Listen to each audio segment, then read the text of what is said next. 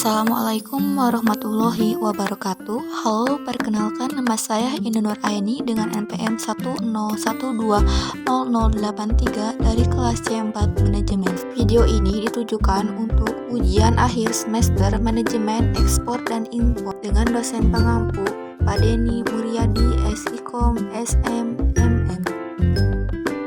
Pengembangan sektor ekspor sangatlah penting dalam menghasilkan devisa untuk menunjang perekonomian suatu negara sekaligus dapat meningkatkan kualitas teknologi dan pengetahuan dalam suatu wilayah atau negara tersebut. Indonesia meskipun sudah dapat dikatakan negara maju, tapi sepertinya dalam taraf negara berkembang di mana ciri khasnya adalah kegiatan produksi ekstraktif yang lebih mengandalkan pada sektor industri yang mengambil dari sumber daya alam dan hanya menghasilkan produksi bahan mentah. Pengetahuan lokal di masyarakat yang justru mampu menghasilkan kreasi produksi seakan terlupakan dan tersisihkan karena mendapat labelisasi sebagai produk inferior dan dipandang tidak mampu menghasilkan nilai tambah yang lebih besar ketimbang dengan produksi bahan mentah atau bahan tambang.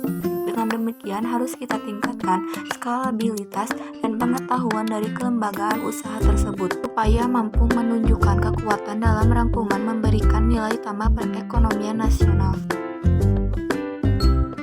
Ini menggunakan pengukuran kinerja bisnis, metode balancing scorecard pada non-finansial bisnis proses internal pada usaha cireng di input.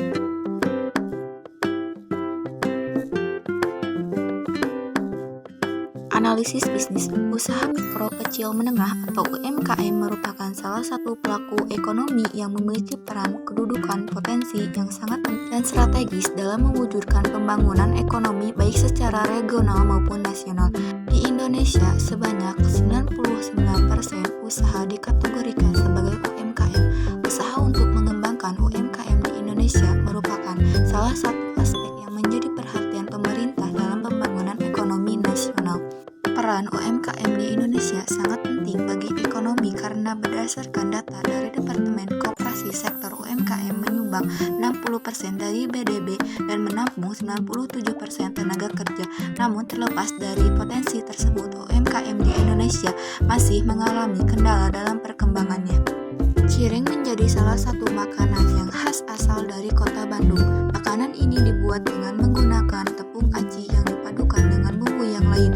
Rasa cireng memang sangat enak, gurih, dan nikmat.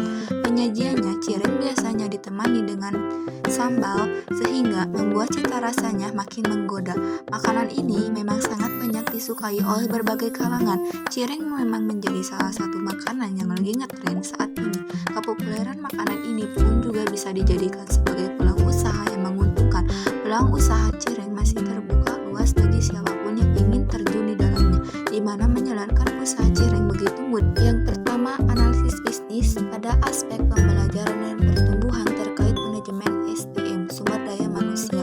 Sumber daya manusia yang merupakan aset penting dalam sebuah usaha harus mendapatkan perhatian lebih. Tenaga kerja yang dimiliki cireng input merupakan ibu rumah tangga. Tenaga kerja tidak memiliki latar belakang pengetahuan atau pelatihan khusus yang berhubungan dengan produksi dan tidak ada SOP juga terkait proses produksi dan penjualan. Sasaran yang ingin dicapai dari kondisi SDM bisnis UMKM cireng nyemput ialah memaksimalkan produktivitas organisasi melalui optimalisasi keaktifan karyawannya dan secara stimulan meningkatkan kualitas kehidupan kerja karyawan serta memperlakukan karyawan sebagai sumber daya yang sangat bernilai bagi perusahaan.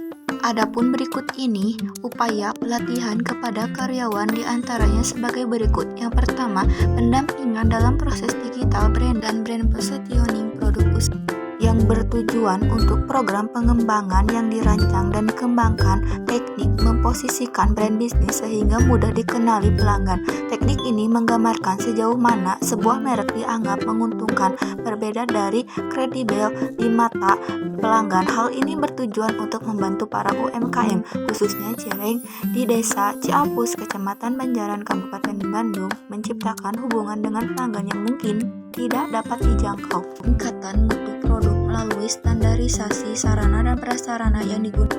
Yang ketiga, pendampingan tentang peningkatan mutu kemasan. Label adalah sebuah alat untuk menyampaikan informasi tentang sebuah produk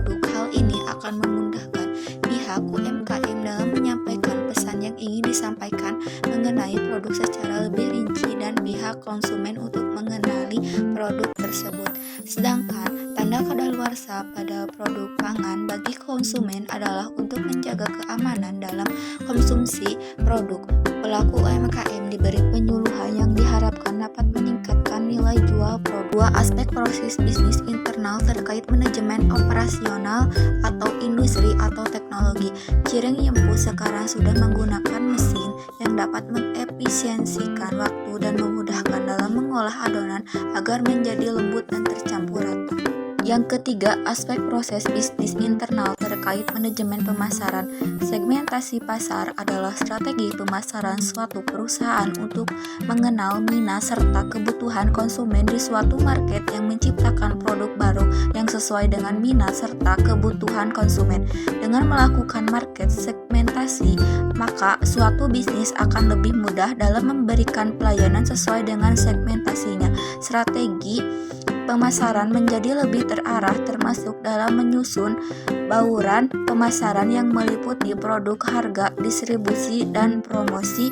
Dengan adanya pengelompokan pasar, maka suatu bisnis dapat mengarahkan dana dan usahanya ke dalam market yang potensial dan lebih menguntungkan, lebih mudah dalam mengenal kompetitor dengan segmen yang sama. Begitu suatu bisnis dapat mempelajari dan meniru strategi pemasaran kompetitor sehingga dapat merebut perhatian konsumen. Pendampingan tentang model pemasaran memberikan kesadaran dan pemahaman terkait pentingnya penggunaan teknologi internet untuk masa depan usaha Cireng Yempu.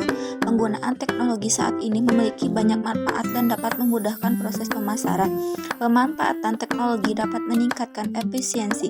Pihak UMKM bisa membuat laporan keuangan dengan cepat hingga melakukan inventory stok dengan cepat. Teknologi promosi di era digital yang menjadi senjata promosi saat ini dapat membantu pihak UMKM meraih banyak konsumen. Strategi pemasaran yang dilakukan Cireng Yempu sebagai berikut. Strategi penetapan harga yang terjangkau dengan kualitas yang baik. Yang kedua, produk yang selalu fresh dan dipacking dengan sangat baik agar tidak mengecewakan konsumen. Yang ketiga, dalam kegiatan promosi, produk Cireng Yempu memilih melakukan promosi di media sosial yaitu lewat WhatsApp, Instagram, dan Facebook agar dapat menjangkau pelanggan-pelanggan baru yang dapat melihat dan tertarik karena kemasan dan harga yang menarik. Yang keempat, pembuatan foto katalog sebagai media promosi. Adapun yang keempat, strategi penetrasi pasar. Target pasar pembeli cireng isi ini adalah para penikmat jajanan ringan dari semua kalangan, mulai dari anak sekolah, pegawai kantoran, mahasiswa, ibu rumah tangga, dan masyarakat luas. Sasaran pelanggan Cireng Yempu membutuhkan cemilan enak dan sehat namun dengan harga yang terjangkau. Langkah yang digunakan yaitu dengan menggunakan analisis SWOT. Usaha makanan online yang akan dijalankan bisa lebih mengenali potensinya untuk sukses di pasaran meski sudah memiliki kompetitor yang kuat. Potensi usaha yang sukses digali tentu akan menghasilkan bisnis yang akan berjalan secara berkelanjutan, bahkan berpeluang besar untuk membuka cabang. SWOT juga akan membantu mengenali kelemahan usaha yang dijalankan sehingga strategi untuk menanganinya bisa dirancang sedini mungkin. Hasil analisis SWOT nantinya akan menjadi kekuatan yang bisa terus-menerus dimaksimalkan agar usaha mampu mengatasi ancaman yang terjadi ke depan. Berikut ini analisis SWOT usaha Cireng isi.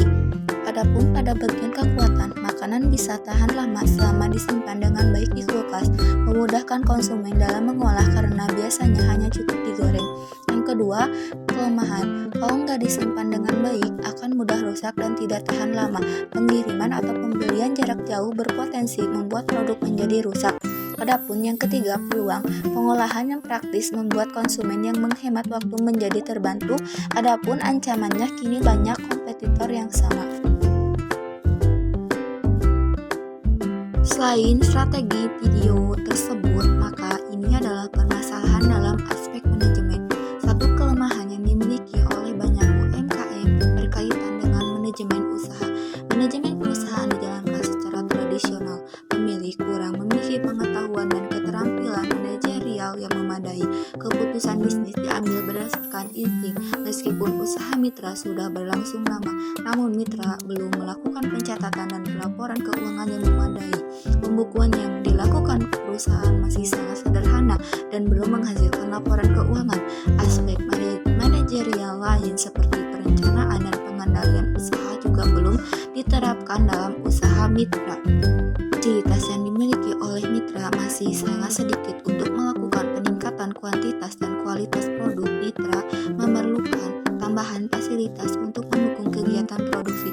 Fasilitas yang dibutuhkan oleh mitra meliputi beberapa bahan untuk pengemasan supaya lebih maksimal lagi dan tempat penyimpanan bahan baku yang dibutuhkan untuk memproduksi cireng nyangkut.